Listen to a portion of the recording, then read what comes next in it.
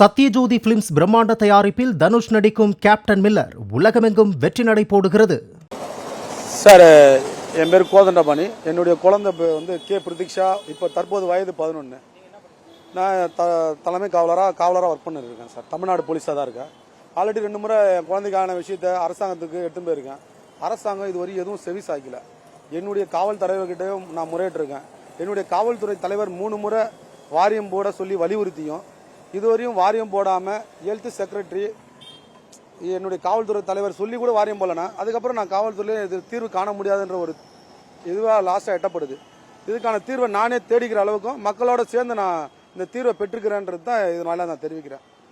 இப்போ நான் அரசு ஊழியனா ஒருபோதும் அரசாங்கத்தை நான் கேள்வி கேட்க மாட்டேன். குழந்தையின் தகப்பனா என்னுடைய கேள்விகள் நான் கண்டிப்பாக அரசாங்கத்திட்ட கேட்பேன். எதன் அடிப்படையில் என் குழந்தைக்கான வாரியம் மறுக்கப்படுகிறது? இந்திய தேசத்தில் பிறந்தனால என் குழந்தைக்கான வாரியம் மறுக்கப்படுகிறதா? இல்லை தமிழ்நாட்டில் திருவள்ளூர் மாவட்டத்தில் திருத்தணி அரசு பொது மருத்துவமனையில் பிறந்தனால என் குழந்தைக்கான மருத்துவ குழு மறுக்கப்படுகிறதா? இல்லை இந்த காக்கி சட்டைக்கு குழந்தையா பிறந்தனால மெடிக்கல் போர்டு இல்லையா? இல்லை சனாதனமா? இல்லை நாங்கள் பட்டியலினமா? எதன் அடிப்படையில் வாரியம் மறுக்கப்படுகிறது? பதில் இருக்கா? Health minister of the Tamil Nadu government, health secretary of the Tamil Nadu government, the Tamil Nadu medical council, the director of the DME Kilpauk Chennai 10. பதில் கொடுங்க சார். எதன் அடிப்படையில் வாரியம் மறுக்கப்படுகிறது? அரிது அரிது மானிடராய் பிறத்தல் அரிது, அதிலும் கூன் குருடு செவிடு நீங்கி பிறத்தல் அரிது. இது அவையினுடைய பொன்மொழி.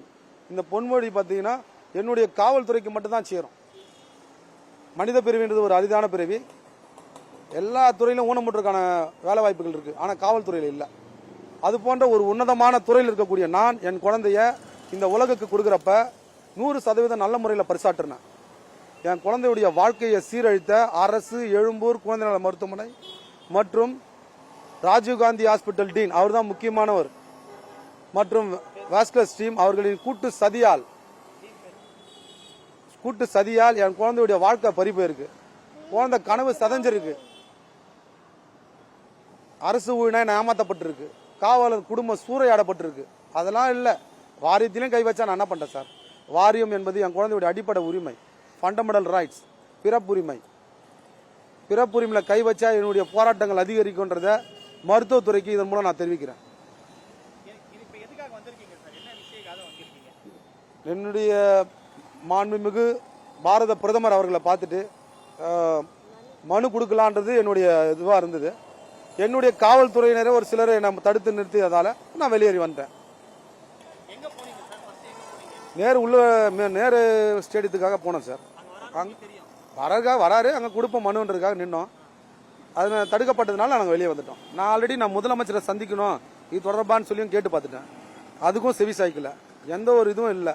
இதுக்கப்புறம் என் போராட்டங்கள் கண்டிப்பாக தீவிரமடையும். இதுக்கப்புறம் நான் எனக்கு பெத்த தகப்பனா நான் என்ன செய்யணுமோ அதை நான் செய்வேன். என் குழந்தைக்கு வர 23ஆம் தேதி என்னுடைய முழுக்கட்ட போராட்டம் நடத்த தயாராக இருக்கேன். ஏன்னா தேதி பின்னர் அறிவிக்கப்படும். என்னுடைய குழந்தைக்காக, அதாவது பெண் குழந்தைக்காக என்னுடைய இந்திய அரசுக்கு என்னுடைய உயிர் வேணுமா நான் தர தயார். தமிழ்நாடு அரசுக்கு என்னுடைய சட்டையை நான் கொடுக்க தயார். என் குழந்தைக்கு என்ன நடந்துச்சு அந்த பதில் கொடுங்க. நீங்கள் பதில் கொடுக்க முடியலன்னா தயவுசெய்து என்னுடைய இதில் வராதிங்க. அடிப்படை உரிமையில் கை வைக்கிற தைரியம் உங்களுக்கு இருக்கிறப்ப அதை கேட்குற துணிச்சல் எனக்கு இருக்கு. என் குழந்தையுடைய அடிப்படையில் கை வைக்கிற உரிமை யாருக்குமே இல்லை. எப்படி உங்களுக்கு இருக்கு?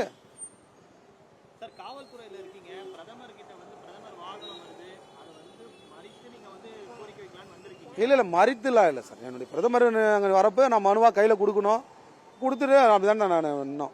கொடி காட்டிட்டு அவர் கை காட்டுறாரு. அப்போ ஒரு மனுவாக கொடுக்கலாம் அப்படிதான் நின்னோம். அது மறுக்கப்பட்டிருக்கு, வேற ஒன்றும் இல்லை சார். சார், என் குழந்தைக்கு 2021 இந்த பிரச்சனை ஆச்சு சார். 2021 இதுவரையும் ஆணையம் அமைக்கல. தமிழ்நாட்டில் இருக்கிற பட்டித்தொட்டில் இருக்கிற மக்களுக்கும் தெரியும் என் குழந்தைக்கு ஏற்பட்ட அநீதி. இந்த அநீதி என் குழந்தைக்கு எல்லாருக்கும் தெரிஞ்சு ஆனால் இதுவரையும் ஆணையம் அமைக்காத காரணம் என்ன? 40க்கும் மேற்பட்ட மருத்துவர்கள் தவறு செஞ்சிருக்காங்க.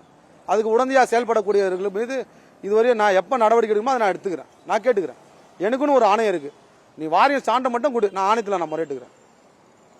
40 மருத்துவர்களுக்கு 40 அதிகாரிகள் துணை போறாங்க. தனி மனிதனுடைய சக்தியை நான் காட்ட தயாரா இருக்கேன். என் குழந்தைக்கான வாழ்வியல் உரிமைகளை மீட்டெடுக்கிறது மட்டும்தான் என் லட்சியம். அரசாங்கத்தை எதிர்க்கணுன்ற எண்ணம் எனக்கு இல்லை.